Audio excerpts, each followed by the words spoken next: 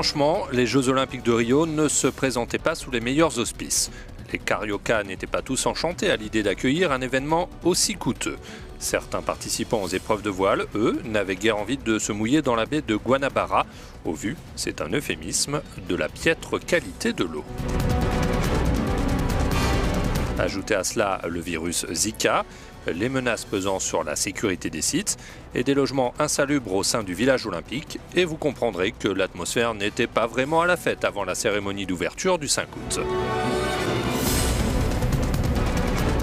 Par la suite, tout s'est bien passé, ou presque, même si la couleur verte de l'eau dans le bassin de plongeon a beaucoup fait jaser.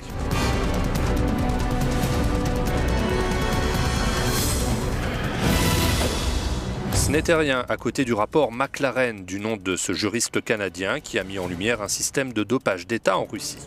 Scandale planétaire et conséquences concrètes. Tous les athlètes russes se retrouvent privés de compétition par la Fédération internationale, y compris des Jeux de Rio, malgré leurs appels à respecter la présomption d'innocence. Depuis, le deuxième volet du rapport McLaren a été publié avec des chiffres édifiants.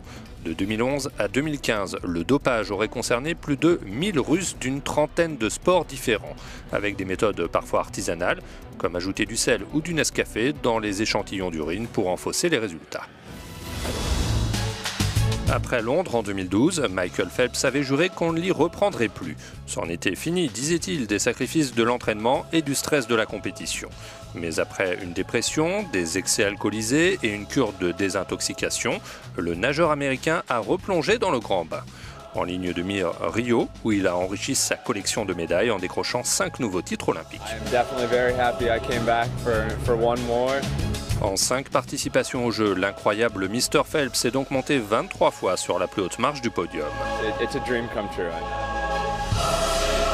Cette fois, promis juré, à 31 ans, sa fabuleuse carrière est terminée et on ne le verra plus se jeter à l'eau en quête de nouveaux records. Zlatan Ibrahimovic déclarait qu'il était arrivé à Paris comme un roi et qu'il en était reparti comme une légende. Alors que dire d'Usain Bolt ?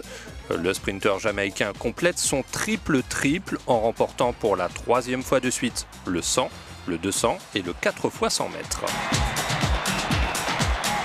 Exploit majuscule pour celui qui ne foulera plus très longtemps les pistes d'athlétisme. La foudre cessera de s'abattre sur ses adversaires à l'été 2017, après les championnats du monde prévus à Londres. Silhouette élancée, foulée aérienne et palmarès hors du commun. Voici un rapide descriptif d'Allyson Felix. L'américaine devient l'athlète la plus titrée lors des Jeux en décrochant au Brésil ses 5e et 6e médailles d'or. Non qualifiée sur sa discipline de prédilection, le 200 mètres, est battue par le plongeon de Shawnee Miller à l'arrivée du 400 mètres. Elle se venge lors des relais avec des succès sur le 4 x 100 et 4 x 400 mètres. Une autre américaine repart de Rio avec plein de médailles d'or autour du cou, Simone Biles. Du haut de son 1,45 m, la jeune gymnaste de 19 ans s'adjuge les concours généraux, en individuel et par équipe, le sol et le saut de cheval. 4 titres en août et une polémique en septembre quand des hackers, les Fancy Bears, révèlent qu'elle a eu l'autorisation de consommer des produits interdits. Pour soigner des troubles de l'attention, se défend-elle. Derrière les États-Unis intouchables, les Britanniques terminent les Jeux à la 2e place du tableau des médailles avec 67 récompenses, dont 27 en or. Une moisson symbolisée par le doublé des frères Brownlee en triathlon, le triomphe des poursuiteurs emmené par Bradley Wiggins, la victoire d'Andy Murray en tennis, ou bien encore le double-double de Mo Farah. Comme à Londres 4 ans plus tôt, le natif de Mogadiscio, en Somalie, remporte le 5000 et le 10 000 mètres.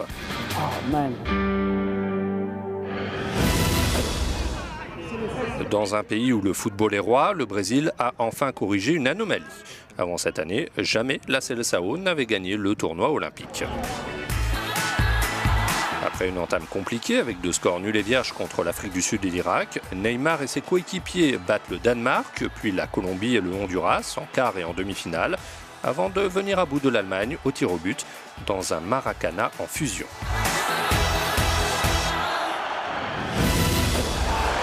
Majlinda Kelmendi, ce nom ne vous dit peut-être rien, mais au Kosovo, dont elle fut le porte-drapeau lors de la cérémonie d'ouverture des Jeux, elle est une véritable star. Déjà championne d'Europe et championne du monde de judo, elle s'impose à Rio dans la catégorie des moins de 52 kg. Elle offre ainsi un premier titre olympique à son pays, indépendant depuis seulement 8 ans, et peut ensuite savourer son retour triomphal à Pristina. L'important, c'est de participer. Cette maxime, attribuée au baron Pierre de Coubertin, l'inventeur des Jeux modernes, semble parfaitement convenir quand il s'agit d'évoquer les prestations des réfugiés. 10 d'entre eux, 2 judokas, 2 nageurs et 6 athlètes, se sont alignés à Rio sous la bannière olympique, souvent sans aucune chance d'obtenir un résultat, mais là n'était pas l'essentiel.